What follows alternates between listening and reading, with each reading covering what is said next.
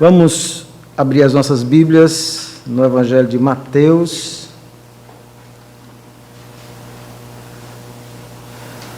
no capítulo 9, dando continuidade às nossas exposições no Evangelho de Mateus.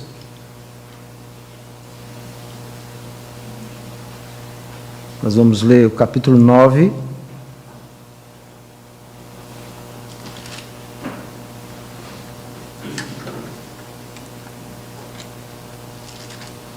versículos 14 a 17.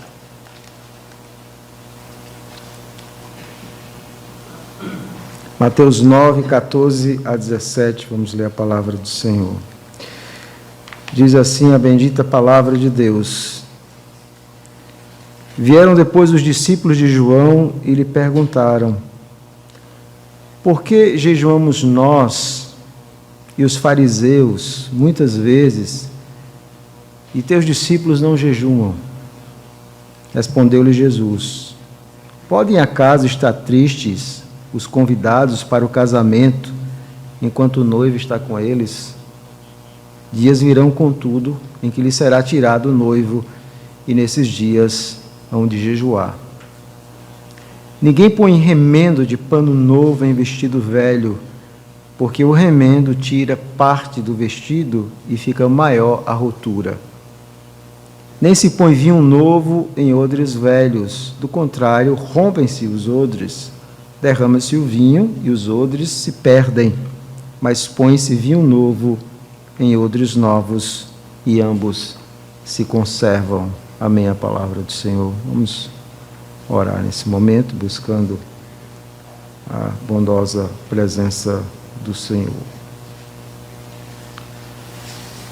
Bendito Deus, nós louvamos o Teu nome, que é santo, que é bendito, que é glorioso. Tu és o Senhor de todas as coisas.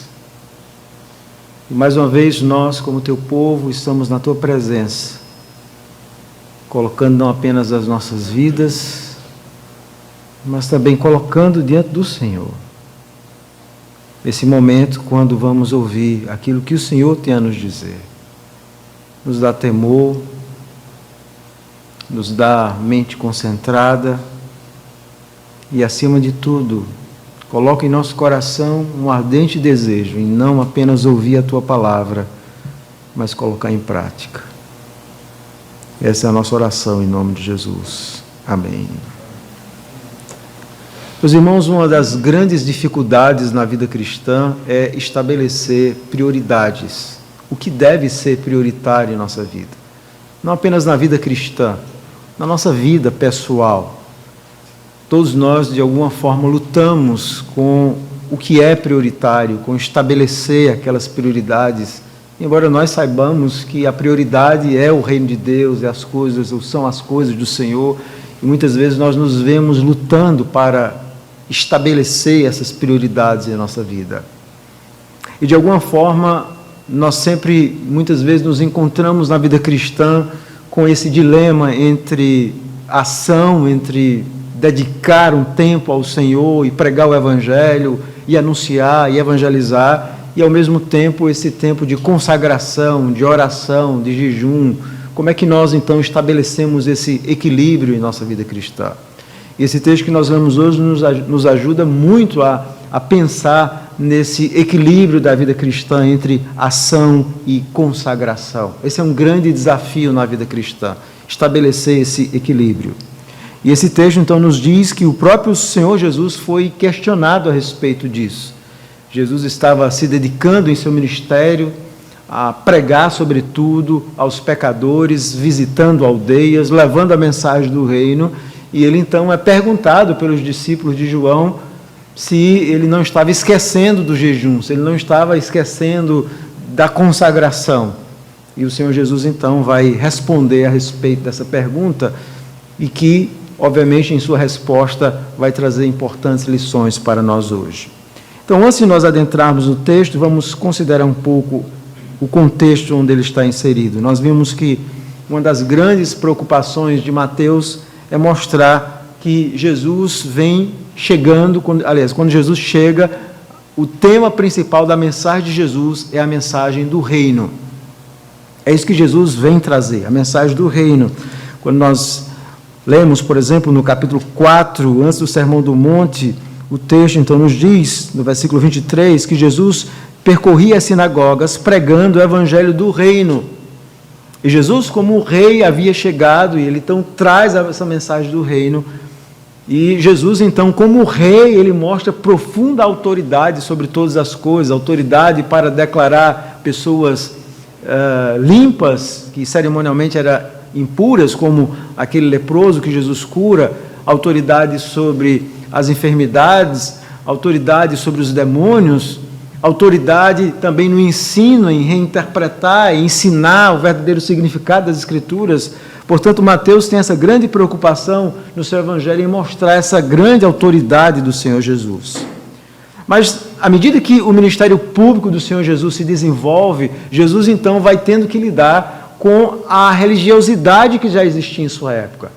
Uma religiosidade que, muitas vezes, não era baseada apenas naquilo que a lei ensinava, mas também naquelas interpretações, nas tradições.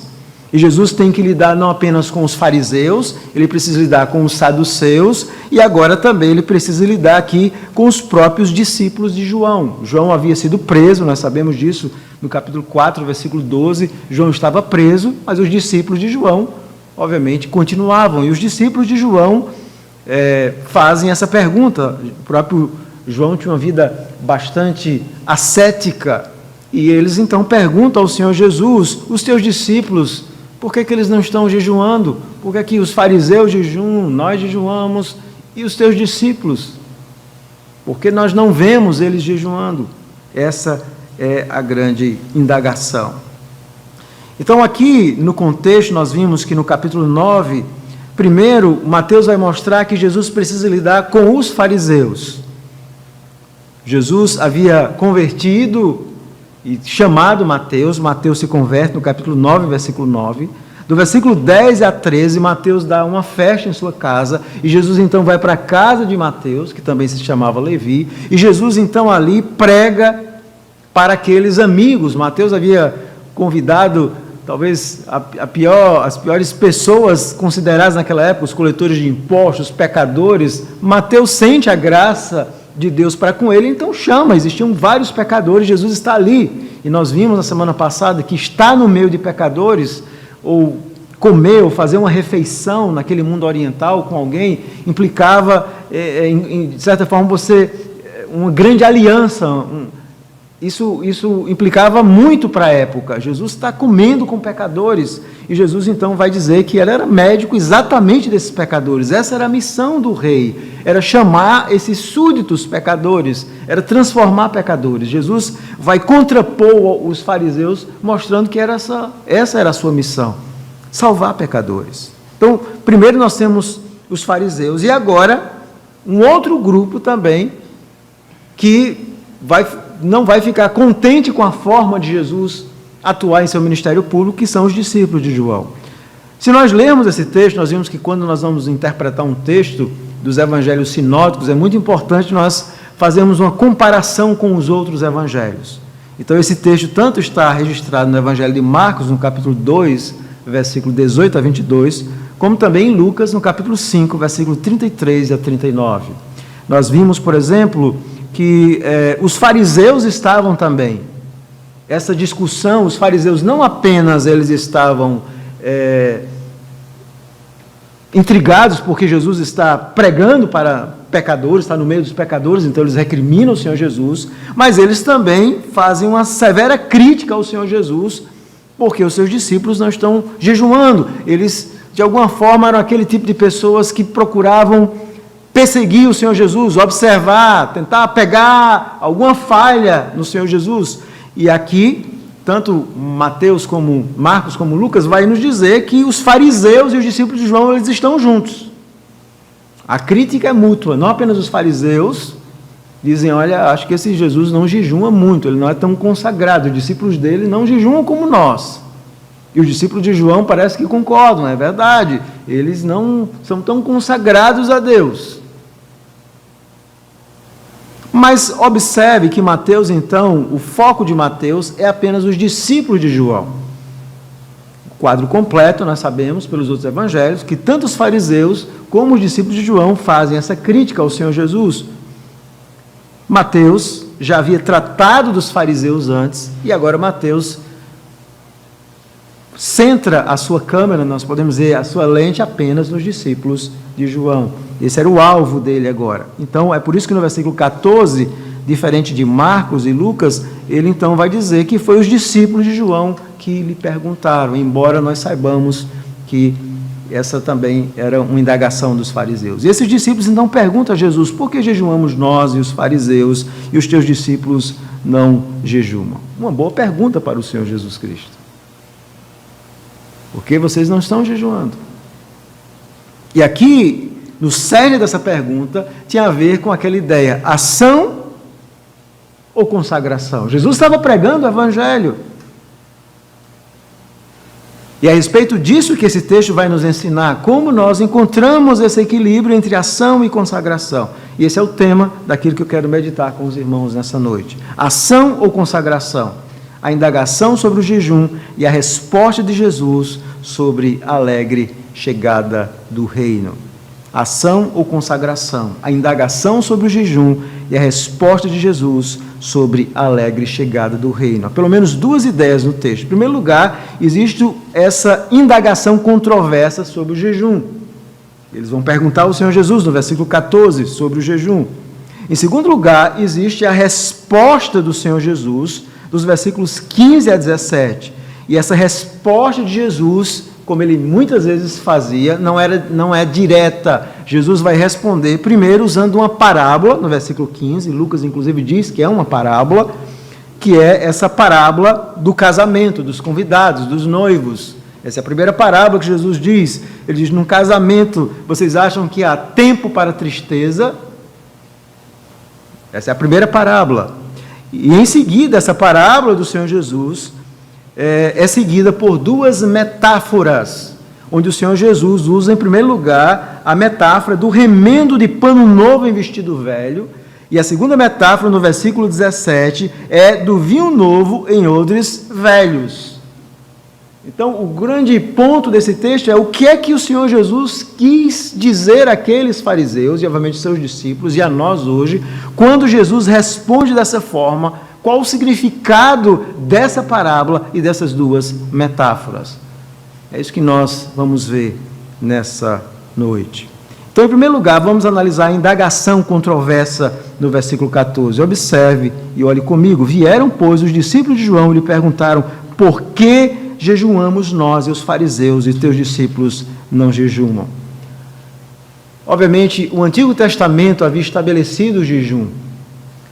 No Antigo Testamento nós vamos encontrar primeiro o dia da expiação, ou seja, uma vez por ano, era um dia onde Deus conclamava o povo judeu, a Israel como nação, o povo da antiga aliança, a estar jejuando, se consagrando ao Senhor. Então, geralmente, eles jejuavam de forma pública, tanto no dia da expiação, que era aquele dia onde o sumo sacerdote entrava no Santo dos Santos, matava aquele animal, entrava lá e derramava o seu sangue no Santo dos Santos em cima da Arca da Aliança. E eles também jejuavam no Ano Novo. No entanto, os fariseus, e nós sabemos através de outras fontes, que os fariseus eles tinham a prática de jejuar toda segunda-feira e quinta-feira. 2 vezes por semana, os fariseus jejuavam.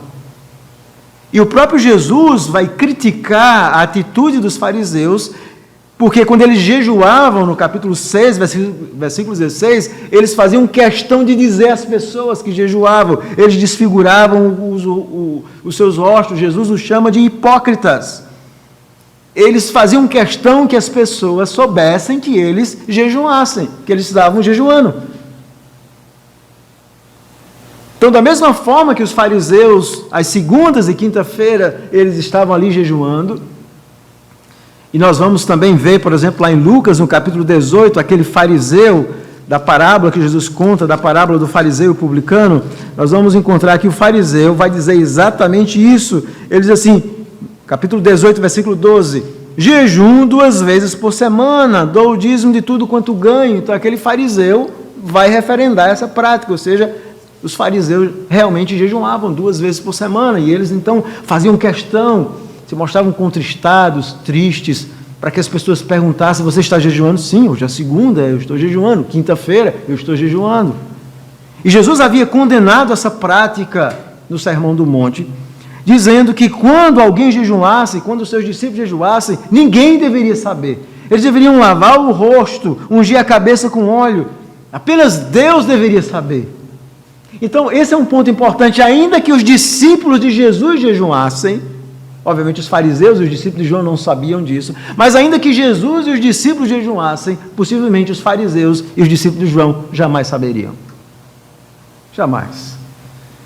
Porque a prática de Jesus era exatamente o oposto. A vida espiritual deve ser feita para a glória de Deus e não para a glória dos homens.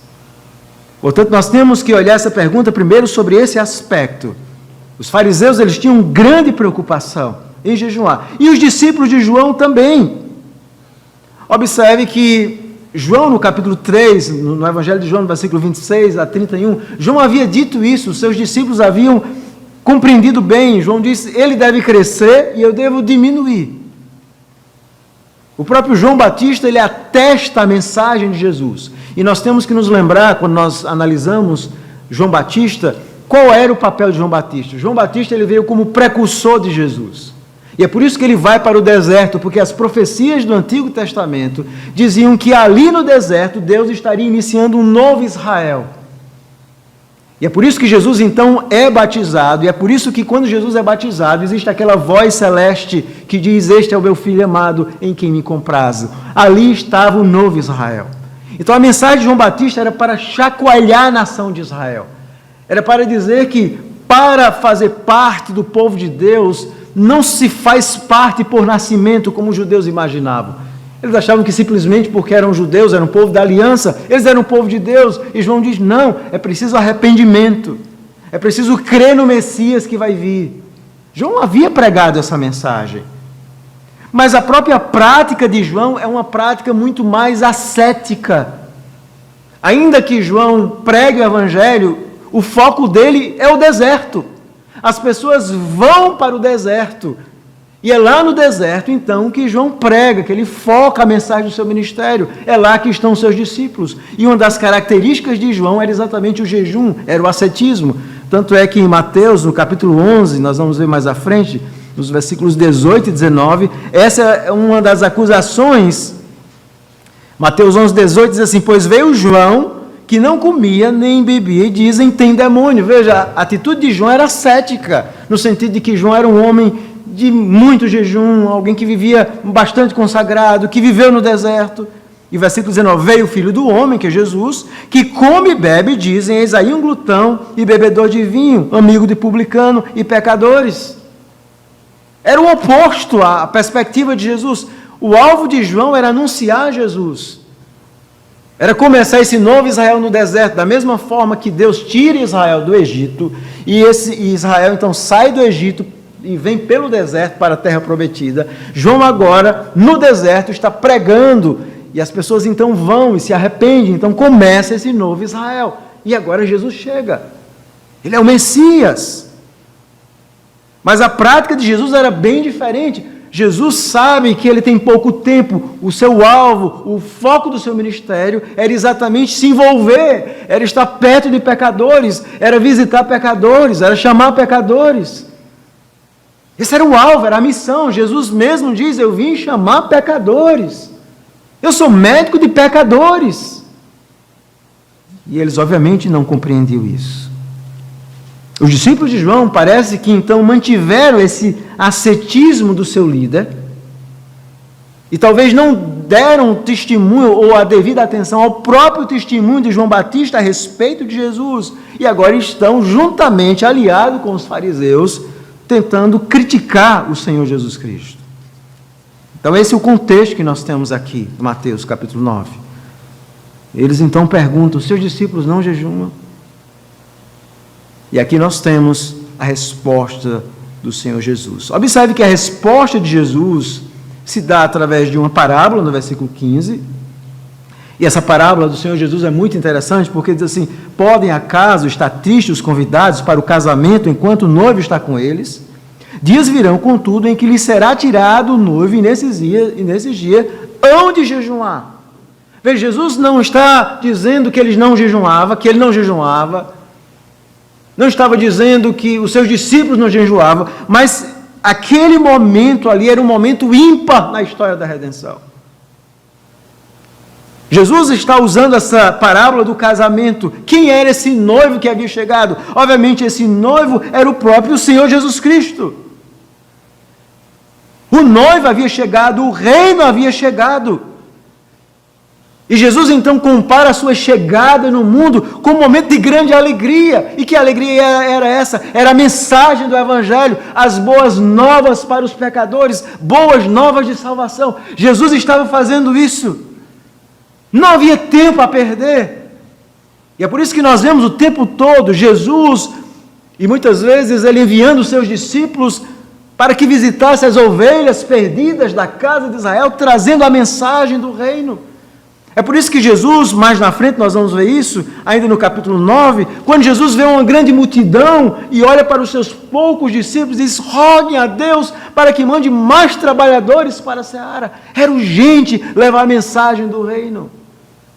O rei havia chegado.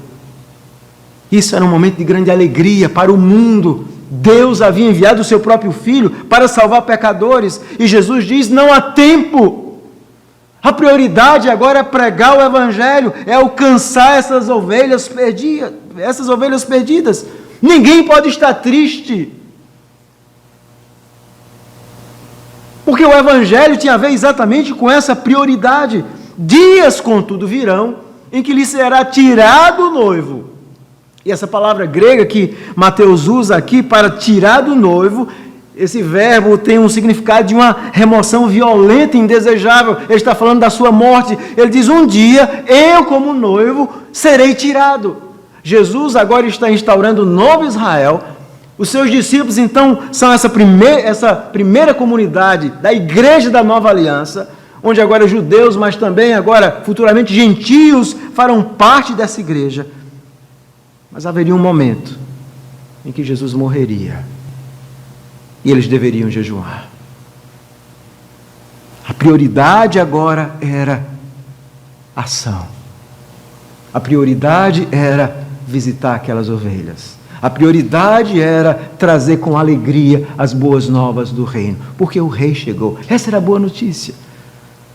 Os discípulos eram arautos do reino que traziam essa mensagem da salvação. Não havia tempo a perder, mas haveriam momentos futuros, quando o Senhor Jesus morresse, quando o Senhor Jesus fosse para o Pai, quando Ele, depois da sua ressurreição, sobe, que a igreja então ia jejuar, que os seus discípulos iam jejuar, e nós vamos ver exatamente isso no livro de Atos, em vários momentos, a igreja jejuando, muitas vezes de forma coletiva, corporativa, como por exemplo na eleição de presbíteros e diáconos, e algumas vezes de forma privada, como Paulo se dedicando a um dia de oração, um dia de jejum, ou Paulo, quando ele vai falar em 2 Coríntios da sua vida, ele diz assim: em jejum muitas vezes.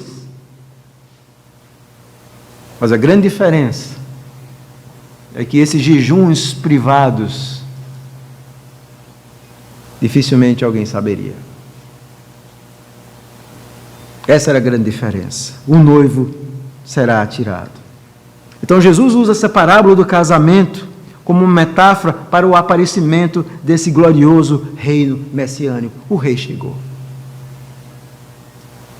É um momento de alegria, de salvação. E é por isso que Jesus diz: eu venho e eu como com publicanos, eu entro na casa de pecadores, porque eu vim chamar os que são doentes, os que são pecadores, aqueles que são considerados párias, aqueles que estão à margem da sociedade. Eu vim para esses. Não há tempo a perder. E essa mensagem, essa ideia de casamento, o casamento era um momento muito especial naquela época. É diferente dos nossos casamentos. Hoje os nossos casamentos funcionam assim: a gente se prepara muito antes. Os noivos geralmente passam 1 ano, 2 anos preparando aquele casamento, e eles aproveitam pouco no dia. Não é assim que funciona? Você passa 2 anos juntando dinheiro, investindo, aí aquela festa, pum, 2 horas, 3 horas, acabou o casamento, os noivos nem aproveitaram. As festas lá eram diferentes, preparação muito pequena, mas o casamento em si geralmente durava 7 dias de festa. Os noivos aproveitavam, os convidados realmente aproveitavam, era um momento de alegria.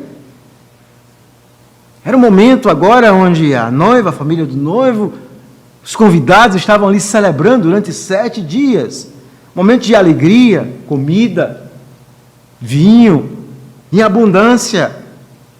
Jesus diz, o noivo chegou, então a minha vinda aqui, e a igreja, obviamente, ele está falando de alguma forma da igreja, daqueles discípulos como sendo, e essa mensagem nós vamos ver em outros textos do Novo Testamento, como sendo a noiva do Cordeiro. No Antigo Testamento, Deus era chamado noivo de Israel. Nós vamos ver alguns textos, como Oséias 2, 16 a 20. Mas agora, Jesus é o noivo da igreja. Agora é um banquete messiânico. É um momento de alegria. Essa é a prioridade. Alegria com a chegada do noivo. Não há momento de tristeza. Não há espaço para isso. Há momento de alegria, de anúncio das boas novas. Deus enviou o seu Filho para dar a vida por pecadores. Essa é a alegria do Evangelho. O Evangelho não é tristeza, irmãos. O Evangelho é alegria. Deus enviou o seu Filho para me salvar. Essa é a mensagem. E era isso que os discípulos de João, nem os fariseus, eles não compreendiam isso. Eles não compreendiam. E aí, em seguida, no versículo 16 e 17, Jesus vai usar 2 metáforas, 2 figuras de linguagem para retratar, para reforçar o seu ensino. Ele diz assim, ninguém põe remendo de pano novo em vestido velho, porque o remendo tira parte do vestido e fica maior a rotura. E é interessante porque, obviamente, os tecidos não eram talvez tão sofisticados como os nossos, mas se você pegar uma roupa velha e você então, a tendência da roupa, obviamente, ela com o tempo, a lavagem, ela vai diminuindo, vai encolhendo. Então, se você coloca um remendo novo em uma roupa velha, o que vai acontecer é que haverá uma pressão natural daquela parte nova e velha e eles vão se romper, ou seja, não faz sentido. Não faz sentido misturar coisas novas com coisas que são velhas. Da mesma forma, no versículo 17, ele diz, não se põe vinho novo em odres velhos. É interessante que os odres, os cálices, eram feitos geralmente de pelos de cabras, ou bois, ou camelos, e eles eram então curtidos, endurecidos, e eles então eram utilizados para transportar líquidos e muitas vezes transportar e colocar vinho. Mas à medida que esses cálices eles envelheciam, a pele ficava dura, quebradiça. Então, quando você coloca um vinho novo, o vinho novo ele vai fermentar, ele vai espaçar e vai fazer o quê? Vai quebrar, você vai destruir, vai romper. Jesus diz, você não pega um vinho novo e coloca em odres velhos que estão prestes a se romper. Você coloca vinho novo em odres novos e ambos se conservam. Então, qual é o ponto que Jesus está querendo ensinar? E aqui é importante esse ensino de Jesus, porque Jesus, em primeiro lugar, está dizendo que, em certo sentido, Jesus vem para continuar as verdades da antiga aliança. Jesus não vem introduzir uma coisa completamente nova, não. Ele mesmo havia dito em Mateus, no capítulo 5, no versículo 17, não penseis que vim revogar a lei e os profetas, não vim para revogar, vim para cumprir. Então a nova aliança, ela não é antagônica à antiga aliança. Jesus, ele vem então cumprir de forma perfeita, ele então cumpre a lei, ele obedece à lei. Jesus obedece cada um daqueles preceitos da lei. Jesus, então, representa uma continuidade com aquilo que Deus havia ensinado na antiga aliança. Continuidade. Mas, por outro lado, Jesus, a vinda de Jesus, representava uma profunda descontinuidade. Vários aspectos da lei do Antigo Testamento agora são terminados em Cristo. Por exemplo, toda aquela lei cerimonial de matar animais, do templo, do sacrifício, tudo isso agora havia terminado, porque o próprio Jesus estaria morrendo na cruz do Calvário. Isso era uma coisa nova. O rei chegou, muita coisa mudou, e Jesus está dizendo, nós não podemos agora, e essa chegada de Jesus implicava em muitas novidades, em coisas novas, aspectos mais gloriosos. Jesus diz, não comparem a minha chegada com essas muitas tradições, inclusive humanas, que os fariseus e os discípulos de João criaram. Agora algo glorioso está acontecendo, o rei chegou, há uma grande novidade em muitas coisas. O rei chegou.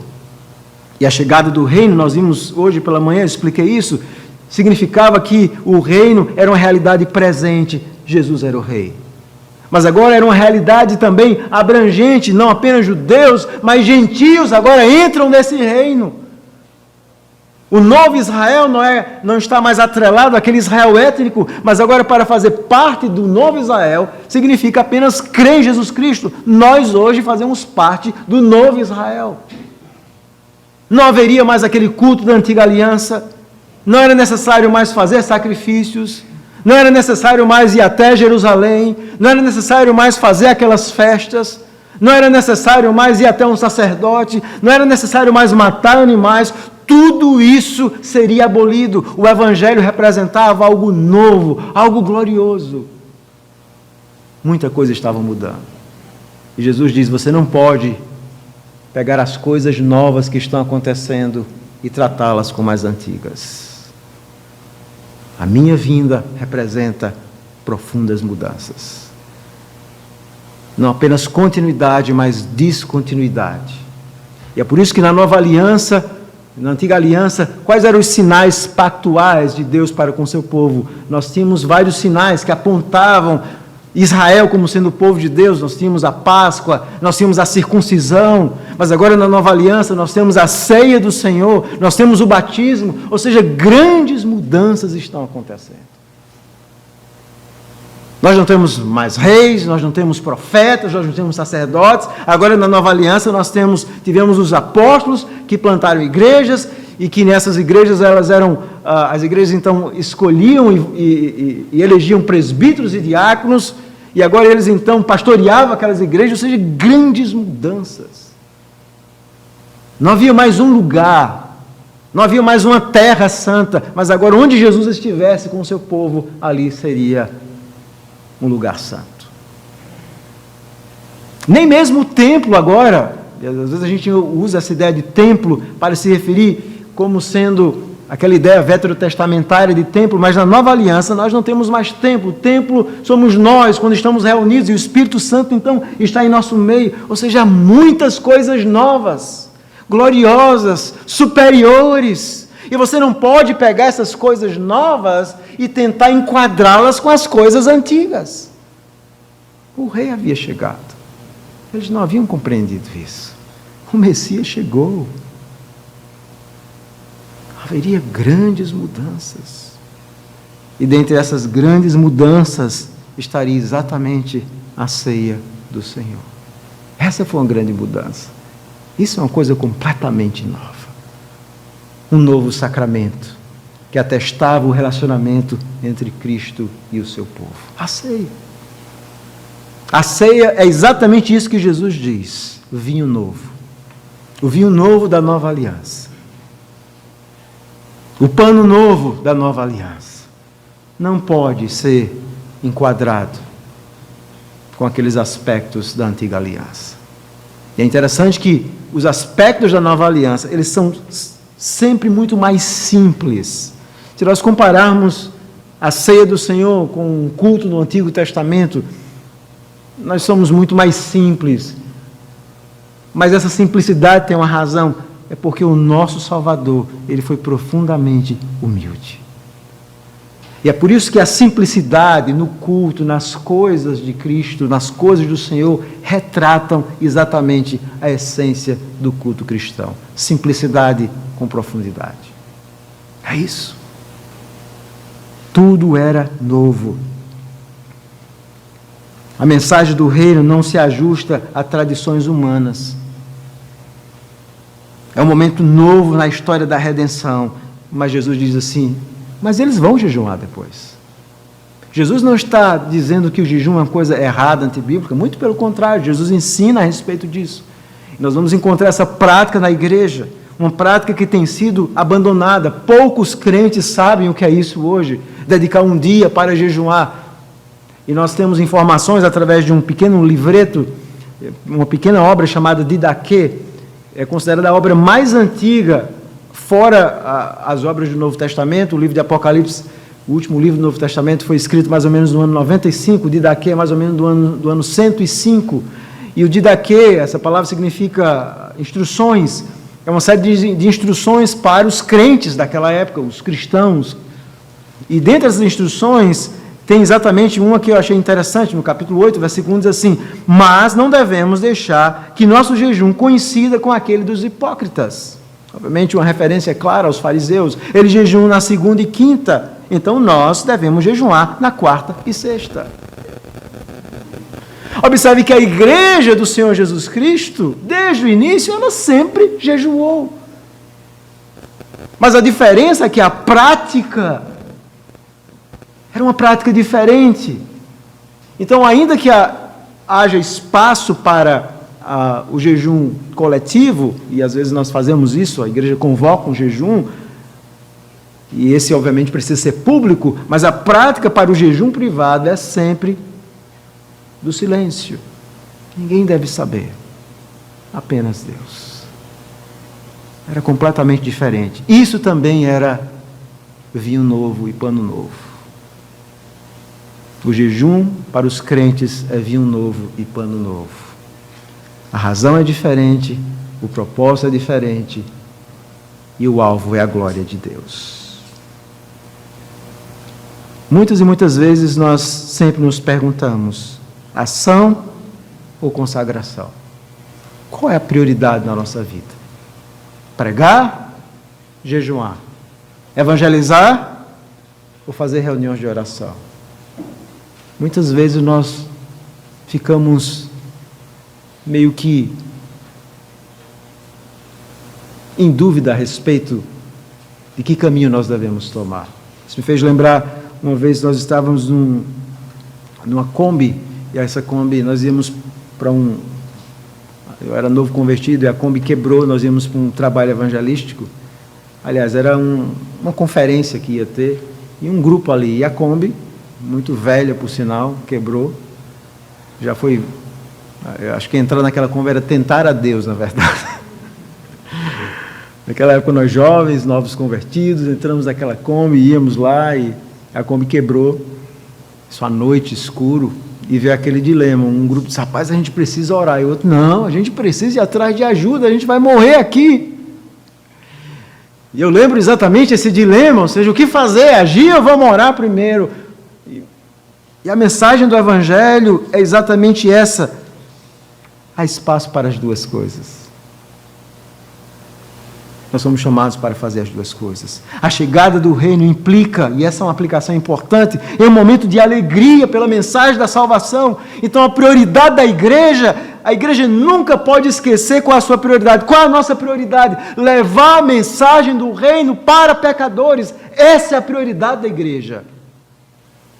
Nós não fomos salvos apenas para estarmos reunidos aqui. A nossa missão não termina na nossa conversão, ela começa na nossa conversão. Quando Jesus transforma a sua vida, você agora quer compartilhar com outras pessoas. Esse é o alvo da sua vida, levar a mensagem das boas novas de alegria para outros. Olha a nossa volta, quantos pecadores, quantas pessoas que não conhecem a mensagem do Evangelho. Essa lição do Senhor Jesus é maravilhosa. A igreja não pode apenas se fechar ou seguir aquela prática apenas da consagração, da oração, de ficar dentro das quatro paredes. Não, a igreja do Senhor Jesus é uma igreja de ação. Nós, como crentes, devemos ter uma atitude de ação. Essa é a mensagem. Anunciar o Evangelho. Onde o Senhor nos coloca. Há inúmeras pessoas, E às vezes nós ficamos hoje, em meio a esse momento que estamos vivendo, onde de alguma forma muitas pessoas têm se levantado contra a igreja, até por uma impressão equivocada que eles têm pela mídia da igreja, do evangelho, e às vezes nós ficamos meio que com medo no nosso trabalho, diante dos nossos amigos, em falar do evangelho, em anunciar Jesus Cristo. Nós temos medo de nos expor, mas o evangelho é isso, é não ter medo de se expor, é anunciar o evangelho sem medo. Não é o mundo que deve nos influenciar. Não é o mundo que deve dizer que eles são alegres e que nós somos tristes. Não. O Evangelho é a alegria de viver, é a alegria de falar de Jesus, é a alegria de experimentar coisas eternas. Ímpios não têm alegria nenhuma, irmãos. Essa é uma alegria falsa. Mas nós conhecemos a verdadeira alegria. O Rei chegou. E nós precisamos falar para eles a respeito dessa mensagem. Mas a chegada do reino, e ainda que a igreja deva ter essa atitude de ação, isso não significa que a igreja vai esquecer a sua consagração, não. O Senhor Jesus já foi tomado, ele disse, haverá dia em que eles vão jejuar. Então o Senhor Jesus espera que nós tenhamos uma atitude, ele esperava que os seus discípulos tivessem uma atitude de consagração, de oração, acompanhada de jejum. Essa é a atitude da igreja. A igreja deve se consagrar, deve buscar ao Senhor, e isso tem sido uma lástima em nossos dias. Nós observamos quão esvaziadas são as reuniões de oração, quão esvaziadas são essas práticas espirituais. Nós temos uma geração de crentes que não oram, que não jejuam, que não buscam ao Senhor. E nós temos que repensar isso na nossa vida. Será que o Senhor Jesus pode dizer isso que disse dos teus discípulos? Os meus irmãos lá da Betel, eu estou na glória, mas eles vão orar e jejuar.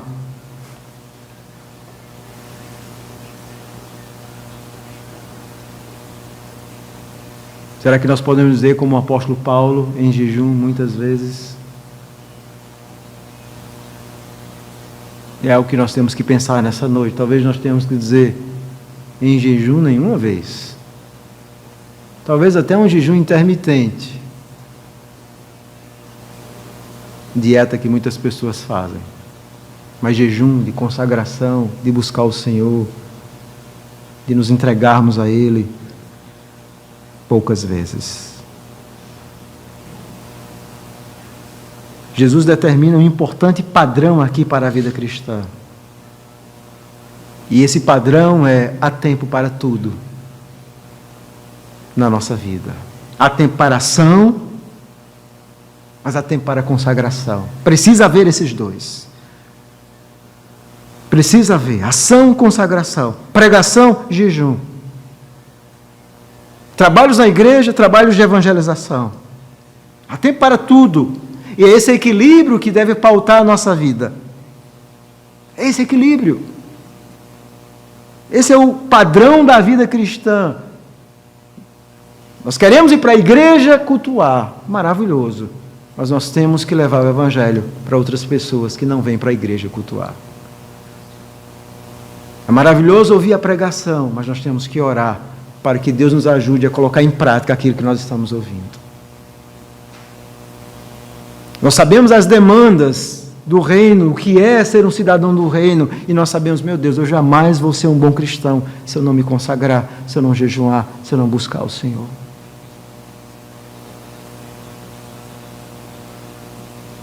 E uma das grandes tristezas que nós vemos em nossos dias é que o presbiterianismo dos nossos dias, ele se tornou uma espécie de presbiterianismo da mente, mas não do coração.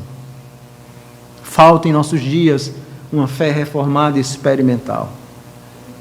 Uma fé que seja baseada não apenas no conhecimento das Escrituras, mas em viver, em orar, em jejuar, em buscar a Deus.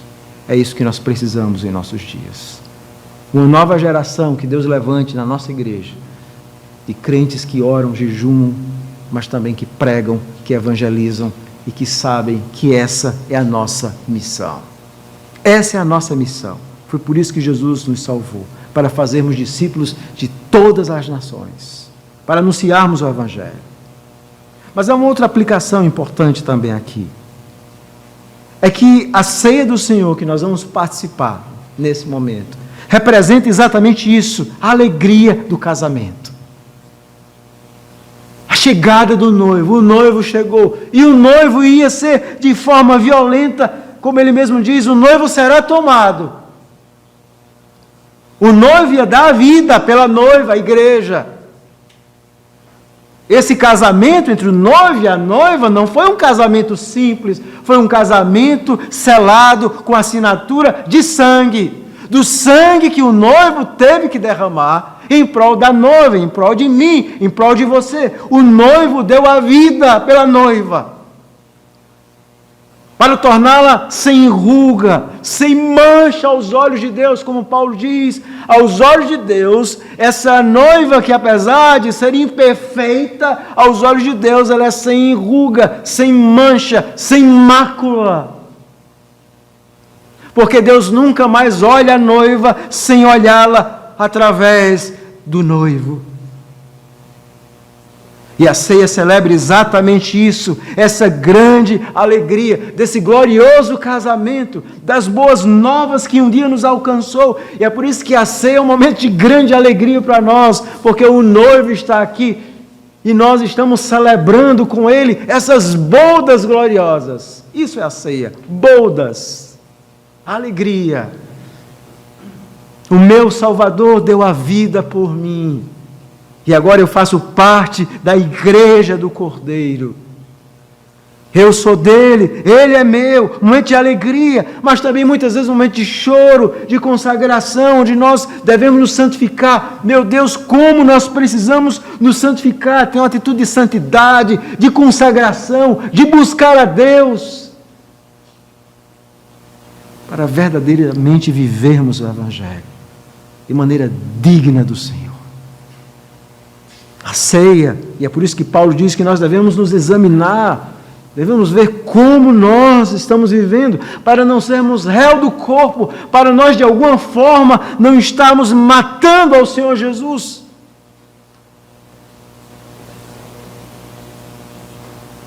Nós temos que ter cuidado para compreendermos o alto preço que Ele pagou por causa dos nossos pecados, para que o pecado seja algo muito grave, muito sério na nossa vida, porque o nosso noivo morreu para dar a vida pela noiva.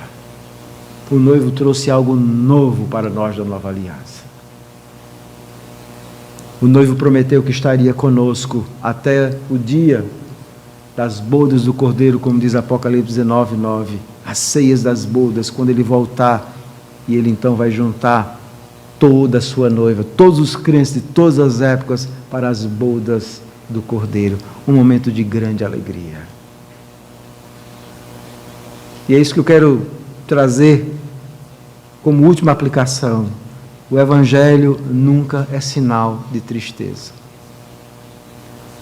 O Evangelho, irmãos, é a maior razão da nossa alegria. Se nós não tivermos nenhuma razão para nos alegrar nessa vida, porque viver debaixo de um mundo caído não é fácil, com muitos problemas que nós enfrentamos, familiares, de trabalho. Mas a maior razão da nossa alegria é o Evangelho. Se nós não nos alegramos nesse mundo, é porque nós não entendemos ainda o que é o Evangelho. Se você é uma pessoa triste, cabisbaixa, é porque você não entendeu ainda o Evangelho. O Evangelho é a alegria do noivo que está conosco, trazendo coisas gloriosas para nós e cuidando de nós até aquele dia quando nós nos encontrarmos com Ele. A Ele seja para sempre a glória. Amém. Quando nós nos encontrarmos com o noivo, na glória, será um dia de alegria, de muita alegria. E é por isso que a visão do trono de Deus, lá em Apocalipse capítulo 5, é uma multidão de toda tribo, língua, povo e nação. E o que é que eles estão fazendo? Eles estão cantando. Digno é o Cordeiro que foi morto, de receber a honra, o poder, a glória, a majestade. Alegria. Então não deixe que a alegria que você vai experimentar no céu seja tirada de você nessa vida. Seus amigos, o mundo, o diabo jamais trazem alegria, eles só trazem tristezas. O pecado só traz tristeza. Mas o Evangelho é alegria. É a alegria das boas novas do noivo. Que possamos viver assim e nos alegrar agora, quando nós vamos participar da ceia do Senhor. Essa deve ser a nossa atitude, de muita alegria. Vamos orar. Bendito Deus, nós louvamos o Teu nome, somos gratos pela mensagem do Evangelho. Obrigado pela alegria que é poder Te servir, Senhor. E eu quero agradecer ao Senhor pelo grande privilégio, não apenas de um dia ter conhecido o noivo, ter sido transformado, ter sido chamado pelo Senhor, mas a alegria maior de participar de cada culto, de cada ceia, mas a alegria maior de poder pregar e falar do noivo. Essa é a maior alegria do meu coração, é poder pregar a Tua palavra e anunciar essas boas novas, as boas novas de salvação para pecadores. E a minha oração é que o Senhor esteja alcançando pecadores nessa noite, pecadores que talvez não compreenderam ainda a essência da mensagem do Evangelho, que o Senhor os transforme, que o Senhor os converta. Também quero Te pedir por muitos que nem têm experimentado a alegria do reino e nem a consagração. Isso é muito triste, observar tantos cristãos que nem vivem um cristianismo pujante, alegre, e nem se entristece com os seus pecados, não se consagram, não oram, não jejuam. As suas mentes e corações estão completamente desfocados do verdadeiro Evangelho. Vivem mais para si mesmos do que para a glória de Cristo. Que o Senhor tenha misericórdia e que nessa noite o Senhor possa redirecionar as mentes e corações para que o Teu povo seja um povo de alegria, mas um povo consagrado ao Senhor. Um povo que prega e tem alegria em pregar e viver o Evangelho, mas um povo que chora, que se consagra, que busca, que lamenta pelos seus pecados e que quer viver para Te agradar. Nos ajuda a encontrar esse equilíbrio glorioso, santo, cristão na nossa vida. Essa é a nossa oração em nome de Jesus. Amém.